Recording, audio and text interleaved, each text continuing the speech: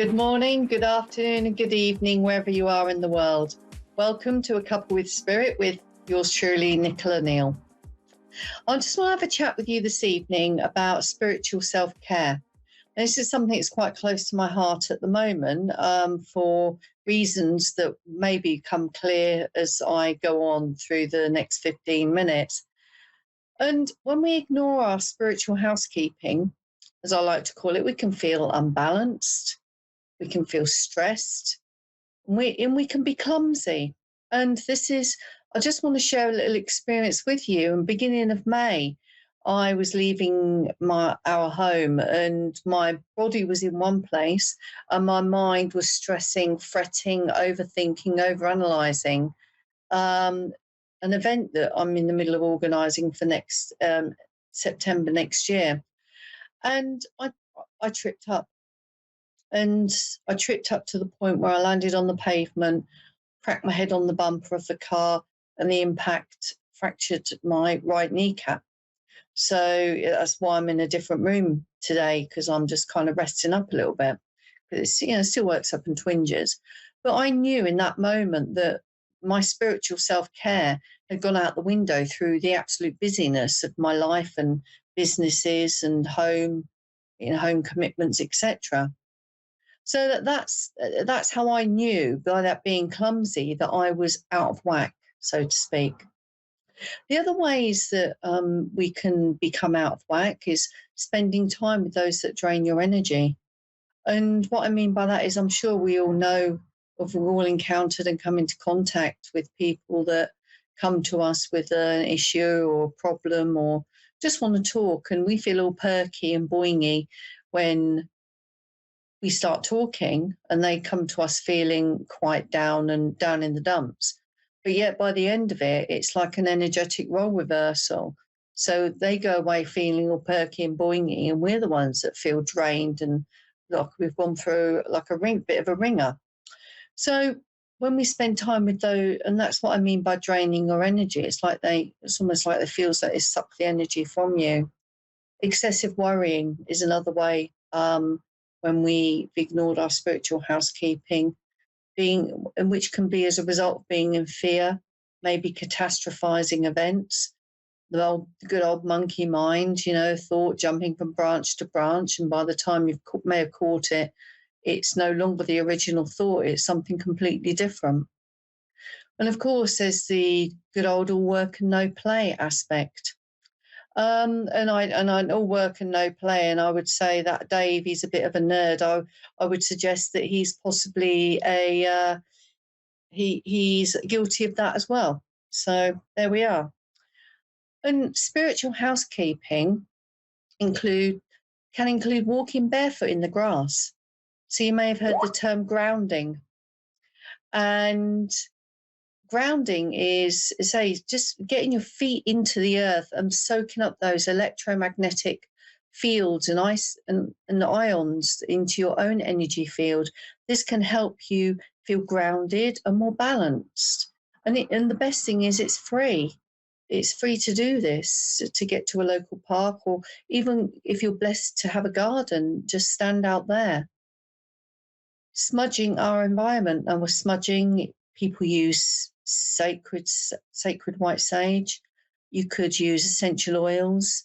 Any of those things I would suggest work equally as well, depending on what you have available and what you have is within your budget and accessibility, of course. Again, distancing self from those that drain your energy. Meditation and mindfulness, so being absolutely present, which I wasn't at the beginning of May. Hence, I'm having an argument with the concrete, and the concrete won. So meditation and mindfulness. So meditation doesn't necessarily mean sitting on the floor cross-legged. It can mean just looking at a candle. It can mean going for a walk in nature. It's any activity that reduces your thought process to the singular thing. So, for instance, any process that causes time to fly. When you start, you look at the clock at maybe 10, but when you look at it again, hours have passed. I would suggest that that is a form of meditation and mindfulness of being present. Creating a good work-life balance as best as possible.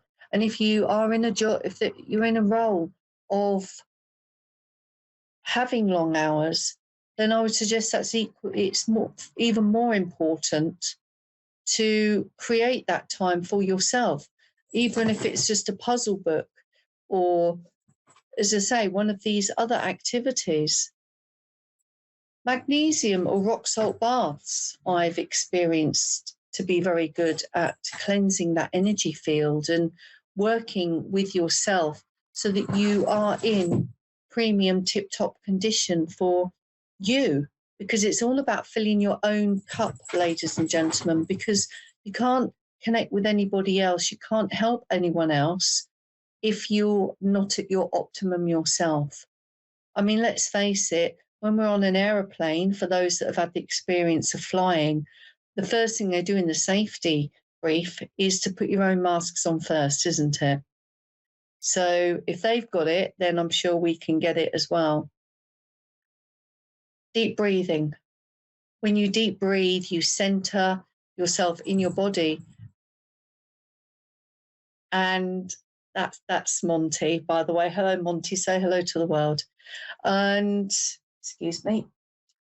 And so when we do that, when we do the deep breathing, we bring our attention and our focus back onto ourselves, our physical bodies.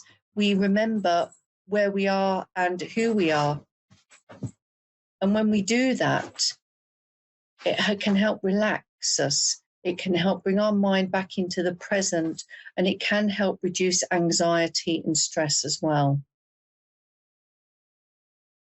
I'd like to suggest that giving back and healthy reconnecting feeds the spirit and the soul. And this can be done by volunteering. Be positive and optimistic as best as you can. Contributing to society in a way, maybe, again, volunteering. Maybe there's a soup kitchen that could do with your assistance and your support.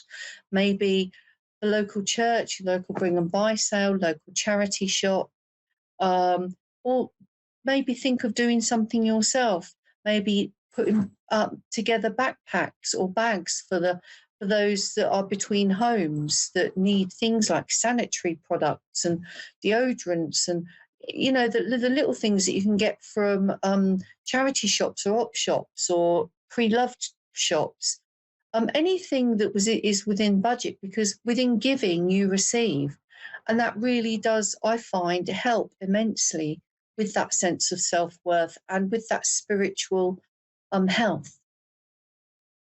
Connecting with others, maybe just have a cup with a friend, join a group with mutual interests, whatever it is, dancing, if stamp collecting's your thing, Dungeons and Dragons, whatever it is.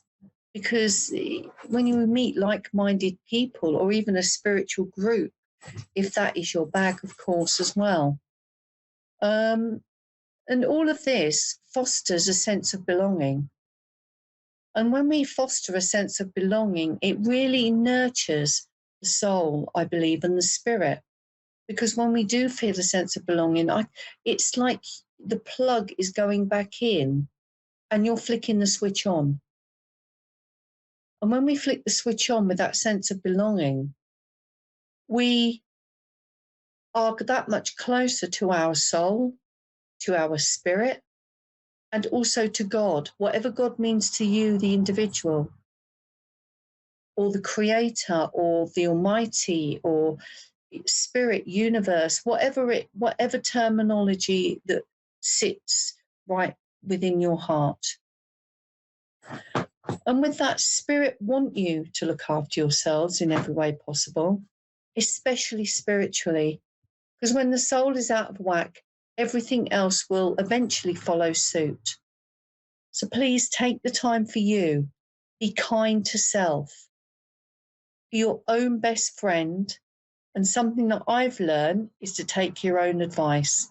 If a friend asks you for guidance, In my experience, whatever we say to them is what we need to listen to ourselves. And within this is a way of spirit communicating with us and through the encouraging and the healing words that we offer others. I mean, within all of that, I understand that there may be things that hold you back, be it money, be it time, be it feeling that of not making friends easily. And I would suggest that within all of that, there are avenues, if not in person, there's online groups. And so to do your best, at any given time. And so by being your own best friend and taking your own advice, you just check in with yourself and you're being aware. You're being aware of what you tell others. You're being aware of what you say to yourself. And I'd just like to leave you with this quote. Rest and self-care are so important. When you take time to replenish your spirit, it allows you to serve from the overflow. You cannot serve from an empty vessel. And that is from Eleanor Brown, author. So thank you for joining me. Thank you for listening if you're catching up on the recording. It's lovely to have your energy present. And with that, I'd like to wish you an incredible week and a very peaceful, loving, wholesome night. Good night.